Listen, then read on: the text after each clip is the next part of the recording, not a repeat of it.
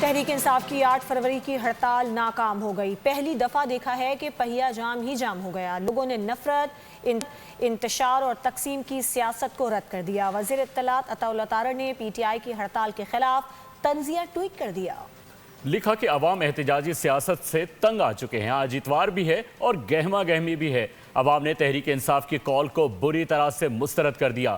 آج تحریک انصاف نے عام انتخابات میں دھاندلی کے الزامات پر ہڑتال کی کال دے رکھی ہے۔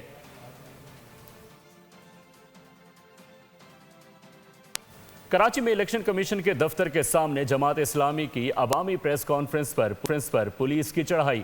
پولیس انتظامیہ نے جماعت اسلامی کو پریس کانفرنس سے روک دیا۔ عوامی پریس کانفرنس کے لیے لگایا گیا کیمپ بھی اکھاڑ دیا گیا۔ جماعت اسلامی کے رکن سندھ اسمبلی محمد فاروق، قائم مقام امیر جماعت اسلامی کراچی مسلم پرویز سمیت متعدد رہنماؤں کو حراست میں لے لیا۔ ترجمان جماعت اسلامی کراچی نے کہا کہ پرامن اور عوامی نوعیت کی پریس کانفرنس سے خوف اس بات کا ثبوت ہے کہ حق کی آواز دبائی جا رہی ہے۔ آئین کی کھلی خلاف ورزی ہے۔ عوام کے حق رائے دہی اور اظہار رائے کو طاقت کے زور پر نہیں روکا جا سکتا۔ گرفتار رکن سندھ اسمبلی نے ویڈیو بیان میں کہا کہ سندھ حکومت جتنی فسطائیت کا مظاہرہ کر لے، 14 فروری کو سندھ اسمبلی کے باہر دھرنا ہو کر رہے گا۔ انٹرنیشنل کرکٹ کونسل کے پی سی بی کو منانے کے جتن۔ آئی سی سی کے ڈپٹی چیئرمین عمران خواجہ کی لاہور آمد۔ لاہور ایئرپورٹ پر adviser to chairman P C B Aamir Mir نے عمران خواجہ کا استقبال کیا۔ آئی سی سی کے deputy chairman Imran Khwaja chairman P C be Mohsin Naqvi سے ملاقات بھی کریں گے۔ بنگلہ دیش کرکٹ بورڈ کے سربراہ امیر الاسلام ہنگامی دورے پر پاکستان پہنچ گئے۔ امیر الاسلام ممکنہ طور پر پی سی بی اور آئی سی سی کی ہنگامی میٹنگ میں شرکت کریں گے۔ دونوں کرکٹ بورڈ کے سربراہ آئی سی سی کے اجلاس میں ورچوئل شرکت کریں گے۔ اس موقع پر ان کی chairman P C be Mohsin Naqvi سے بھی ملاقات ہوگی۔ پاکستان نے غزہ پیس بورڈ کے پہلے اجلاس میں شرکت کا فیصلہ کر لیا ہے۔ اجلاس امریکی صدر ڈونلڈ ٹرمپ کی زیر صدارت 19 فروری کو واشنگٹن میں ہوگا۔ سفارتی ذرائع کے مطابق پاکستان کو باضابطہ دعوت نامہ موصول ہو چکا ہے۔ اجلاس میں شرکت کے لیے وزیر اعظم شہباز شریف یا نائب وزیر اعظم اسحاق ڈار میں سے کسی ایک کا نام کا فیصلہ چند دنوں میں کر لیا جائے گا۔ یہ اجلاس عالمی سطح پر امن کی کوششوں کا ایک اہم حصہ بنے گا، جس کا پاکستان بھی حصہ ہے۔ غزہ میں دیر پا امن کا مشن لیے بورڈ آف پیس کا پہلا اجلاس ہونے جا رہا ہے۔ اہم بیٹھک رواں ماہ امریکہ میں ہوگی جس کی میزبانی امریکی صدر ٹرمپ کریں گے۔ اس میٹنگ میں تمام رکن ممالک کی شرکت متوقع ہے۔ امریکی میڈیا کے مطابق غزہ بورڈ کا قیام صدر ٹرمپ کی جانب سے پیش کردہ غزہ ڈیل کے دوسرے حصے پر عمل قرار دیا گیا ہے، جس میں غزہ کی تعمیر نو اور حماس کو غیر مسلح کرنا ہے۔ غزہ بورڈ آف پیس میں 25 ممالک شامل ہیں، جس کی سربراہی صدر ٹرمپ کر رہے ہیں۔ برطانیہ، فرانس اور ناروے سمیت اہم یورپی ممالک بورڈ کا حصہ نہیں۔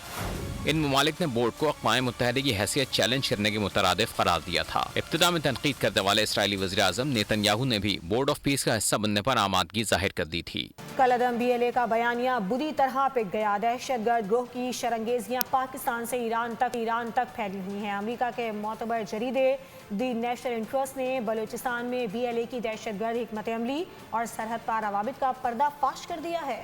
اس رپورٹ میں دہشت گردی کی نئی نوعیت اور اس کے عالمی اثرات کو بھی واضح کیا گیا۔ مظلومیت کی آڑ میں ظلم کا بازار گرم کیا، حقوق کے نام پر حدیں پار کر لیں، بی ایل اے کی برائی دنیا کے سامنے آ گئی۔ امریکی جریدے نے نام نہاد جدوجہد کے پردے میں پوشیدہ عزائم بے نقاب کر دیے۔ دی نیشنل انٹرسٹ کی رپورٹ کے مطابق بی ایل اے کی دہشت گردی اب روایتی شورش سے آگے بڑھ چکی ہے۔ رپورٹ میں بتایا گیا ہے کہ دہشت گردی کا یہ نیا ماڈل کم لاگت اور زیادہ خوف پھیلانے پر مرکوز ہے۔ یہ دہشت گرد گروہ اب بڑے حملے کرنے کے بجائے محدود اور منتشر حملے کرتا ہے، جنہیں ڈیجیٹل پروپیگنڈے کے ذریعے بڑے کامیاب حملوں کی طرح پیش کیا جاتا ہے۔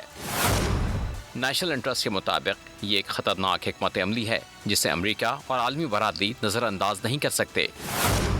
اس رپورٹ میں مزید کہا گیا ہے کہ بی ایل اے کے پاس کوئی خطے کا کنٹرول نہیں، مگر ان کے زیر اثر منتشر دہشت گرد نیٹ ورک پاکستان اور پورے خطے میں دہشت گردی کی وارداتیں جاری رکھے ہوئے ہیں۔ दहशत गर्दों के लिए ईरान जैसे हमसाये ममालिक में अदम इस्तेहकाम को बढ़ाना एक आम हथियार बन चुका है। नेशनल इंटरेस्ट ने खबरदार किया है कि BLA की सरगर्मियां अब पाकिस्तान के साथ साथ पूरे खत्ते के लिए संगीन खतरा बनती जा रही हैं। ये रिपोर्ट इस बात की निशानदही करती है कि BLA की सरगर्मियां न सिर्फ पाकिस्तान बल्कि ईरान, चीन, अमरीका और वस्ती एशिया के इक़्तिसादी रास्तों के लिए भी खतरा हैं। हुकूमतों की गिरफ्त से बाहर मौजूद इलाके दहशतगर्दों के लिए महफूज पनागाहें बन चुके हैं, जो इन्हें अमरीका और इसके इत्तेहादियों पर हमले करने की सलाहियत देते हैं। इस रिपोर्ट में मजीद कहा गया है कि बलूचिस्तान में BLA की सरगर्मियों को सिर्फ माशी महरूमियों से जोड़ना एक ख़तरनाक गलत फहमी है, क्योंकि BLA एक दहशतगर्द तंजीम है जो आलमी सतह पर दहशतगर्द गिरोह के तौर पर जानी जाती है। न्यूज़ बुलेटिन से फिल वक्त इतना ही। मजीद खबरों और अपडेट्स के लिए विजिट कीजिए हमारी वेबसाइट bolnews.com।